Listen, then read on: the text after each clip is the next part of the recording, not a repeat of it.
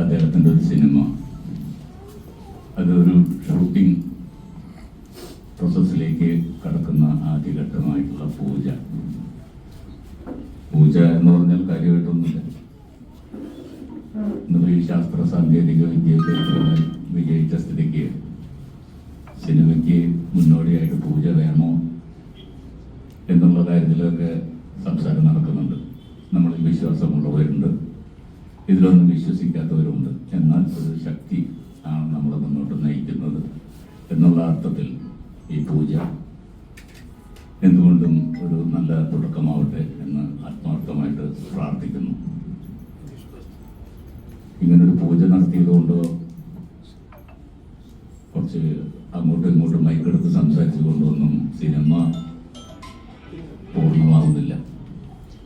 നമ്മളുടെ ആത്മാർത്ഥമായിട്ടുള്ള ഡെഡിക്കേഷൻ അത് തന്നെയാണ് ഏതൊരു സിനിമയുടെയും വിജയം.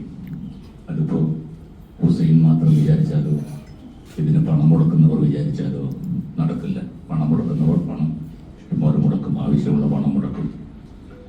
സംവിധായകൻ എന്ന നിലയ്ക്ക് നമുക്ക് നിർദ്ദേശങ്ങൾ തരും. പക്ഷേ ഇതിൻ്റെ ക്യാമറയ്ക്ക് മുന്നിലും ക്യാമറയ്ക്ക് പിന്നിലും പ്രവർത്തിക്കുന്നവരുടെ ആത്മാർത്ഥമായിട്ടുള്ള ആ ഒരു സഹകരണം, ആ ഒരു ഡെഡിക്കേഷനാണ് ഏതൊരു സിനിമയുടെ വിജയം എന്നാണ് എൻ്റെ ഒരു വിശ്വാസം. അപ്പോൾ ആ അർത്ഥത്തിൽ നമ്മളെല്ലാവരും ഹുസൈനോടൊപ്പം